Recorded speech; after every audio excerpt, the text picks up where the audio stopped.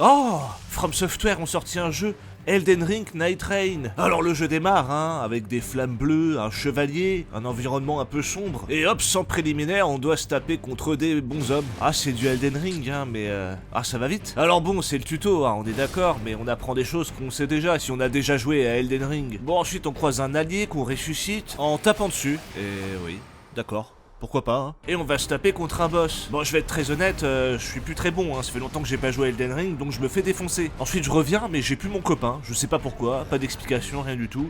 Du coup je meurs une deuxième fois.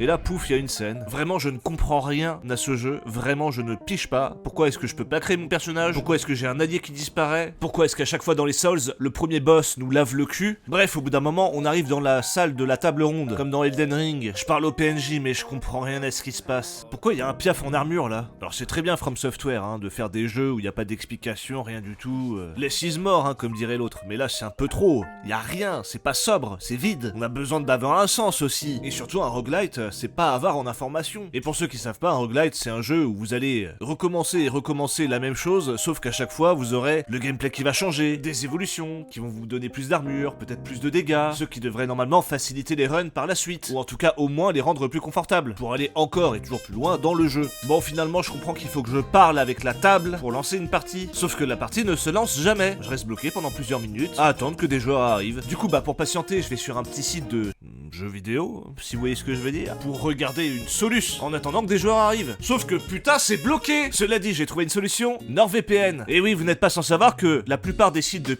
jeux vidéo ont été bloqués en France, parce qu'a priori, il faudrait envoyer notre carte d'identité à je sais pas qui pour pouvoir avoir accès à notre catégorie préférée, Granny pour ma part. Alors évidemment, il y a d'autres avantages. Par exemple, on peut aller sur la RTBF, seulement disponible en Belgique, sauf avec une IP belge, ou utiliser Netflix ou Disney+ à l'étranger, en simulant une connexion des États-Unis ou du Canada pour plus de contenu exclusif. Par exemple, les films Harry Potter ou la WWE sur Netflix, Captain America Brave New World dispo sur Disney+ US, ou l'intégralité de Camelot dispo sur YouTube en Suisse. Vous pouvez mettre NordVPN sur jusqu'à 10 appareils en simultané, téléphone, ordi, tablette, y compris sur les Apple TV, Android TV, et en plus de ça, si vous prenez un abonnement de 2 ans, vous avez 4 mois d'abonnement supplémentaires. Le tout pour moins de 3 € par mois, même si le paiement se fait en une seule fois. Satisfait ou remboursé sur les 30 premiers jours. Cette offre est uniquement disponible via le lien. Et franchement, si là c'est pas le meilleur moment pour prendre un abonnement NordVPN, je comprends pas. Bon, maintenant que ça va un petit peu mieux, j'ai des joueurs. Le jeu démarre et je dois choisir mon personnage. Ah putain, mais c'est Street of Rage ou quoi? On a le choix entre un espèce de tank là, ça a l'air d'être le piaf, un chevalier qu'on a joué au début, un archer, une magicienne, un barbare. Ouais, bon, ok, d'accord. Je m'en branle, je prends n'importe lequel. On s'en va donc en oiseau et on doit atterrir sur une île. C'est bizarre, ça me rappelle Fortnite alors que j'y ai jamais joué. On se retrouve donc à 3 à bolosser des villageois affamés. Par la suite, on se tape contre des mecs qui ressemblent à des loukoums. Bon, je comprends pas trop ce qu'on fait, on tue des monstres, d'accord, mais dans quel but? Je suis mon groupe, par précaution, c'est quand même ma première partie. Mais derrière, il y a un monstre qui me chope et qui me tue en littéralement 2 coups. Et ouais, c'est marrant comme jeu, vraiment, on s'amuse bien. Je ne comprends toujours pas ce qu'on doit faire. Mes alliés viennent même pas me relever. Et je crève très rapidement, sans... Vraiment, je suis perdu. Je suis perdu, je sais pas quoi faire. 1 minute après, je me fais one shot parce que j'ai mis un pied dans de la glace. Et mon pote, cette fois-ci, essaie de me ramener à la vie. En vain. Putain, ça me saoule. Je rage quit. Voilà, je rage quit, c'est ma première game, je rage quit. Il se passe quoi? Première game, première expérience, de la merde. Et pourtant, la première expérience, lorsqu'on lance un jeu vidéo, c'est censé être la plus importante. C'est celle qui va déterminer si on va continuer ou non. Et autant vous dire que j'ai pas vraiment envie de continuer. Alors on peut dire que je suis une merde dans ce jeu. Moi, ça fait longtemps que j'ai pas joué à Elden Ring, j'en ai rien à foutre. Je l'ai terminé, je suis passé à autre chose. Alors que je l'avais apprécié. Mais là, ce Night Rain, mais qu'est-ce que c'est que cette merde? Bon, du coup, j'utilise mon abonnement NordVPN et je reviens quelques heures après, un peu plus détendu. Bon, cette fois-ci, j'ai pris le barbare, le guerrier, avec une hache à 2 mains. Les monstres tombent un peu plus vite, mais je suis pas invincible pour autant et je ne sais toujours pas ce que je dois faire. À la fin du jour 1, il y a des flammes qui arrivent et qui commencent un petit peu à nous entourer. C'est comme dans les Battle Royale classiques, la zone rétrécit. Et il y a un boss qui apparaît qu'on doit défoncer. Bon, là ça va, j'ai compris un peu l'objectif. Mais vraiment, là je pue la merde, je suis d'accord, mais j'ai surtout aucune volonté. Pour moi, Elden Ring c'est du die and retry, c'est pas du die et tu recommences tout. Là c'est le cas, faut se retaper la journée, retrouver des joueurs...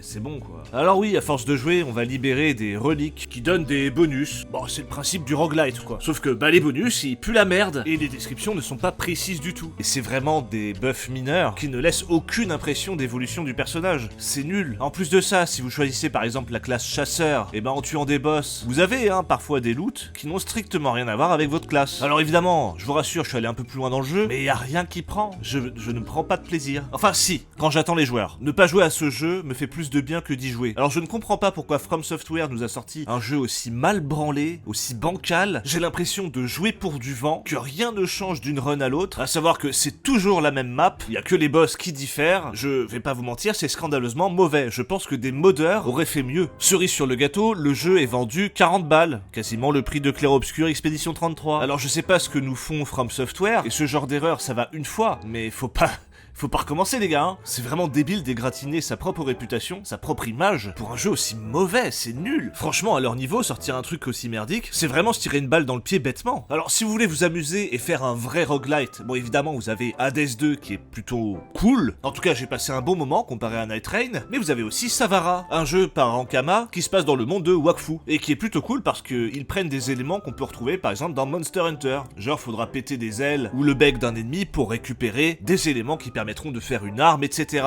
Pour le coup, j'ai fait ma première run sur Savara, j'étais en mode ouais, bon. Et en fait, dès que justement on a cet aspect roguelite qui apparaît avec son aspect évolutif, franchement ça fait du bien. Là on a vraiment l'impression d'évoluer à chaque run, comme ça devrait être le cas dans Night Rain. D'ailleurs, pour revenir à Night Rain, vous pouvez jouer soit tout seul, ce qui est quasiment impossible à faire, les boss sont beaucoup trop forts, ou à 3. Mais pas à 2, on sait pas pourquoi. Et ce qui me rend dingue, moi, c'est qu'on a des jeux comme par exemple Ghost of Tsushima, un jeu multi qui s'appelle Ghost of Tsushima Legends, qui permet de faire des donjons à 2, 3 ou 4 personnes. Alors c'est pas tout à fait du roguelite, mais ça reste un coopératif looter-slasher qui était vendu au prix de 20 balles. Et oui, et en plus il était bien plus qualitatif que cette merde de Night Rain, vendu 40 €. Enfin bon, je sais pas ce que fait From Software, est-ce qu'ils sont en train de s'enliser dans une désastreuse opulence qui va largement impacter l'image qu'on peut avoir de leur jeu? Est-ce qu'ils ont pris la grosse tête en pensant que développer un jeu en 3 jours leur donne le droit de vendre leur merde à prix d'or? Je sais pas trop, mais j'espère qu'ils vont se ressaisir. Il y a déjà assez d'entreprises qui nous ont déçus et qui font de la merde comme ça, c'est pas le moment de flancher les gars. Parce que du coup là, leur jeu qui sort l'année prochaine, Duskblood, exclusif sur Nintendo Switch 2, je sais plus trop quoi en penser maintenant, parce qu'on sait que quand une entreprise décide de faire de la merde, elle y va jusqu'au bout. Blizzard ça a été ça, Ubisoft ça a été ça, Activision ça a été ça, Electronic Arts ça a été ça. À chaque fois qu'ils mettent un pied dedans, chaque fois qu'ils mettent un pied dans la merde, ils s'enlisent jusqu'au cou. Puis honnêtement, si vous voulez jouer au meilleur roguelite de l'univers, vous avez Balatro. Là au moins vous allez vous amuser, en plus c'est sur mobile, donc si vous devez attendre 1 heure à l'aéroport par exemple, je peux vous assurer qu'en lançant Balatro, ça va vous paraître 10 minutes. Alors oublions cette merde de Night Rain, mettons ça de côté, et croisons les doigts pour que ce ne soit qu'un mauvais calcul de la part de From Software.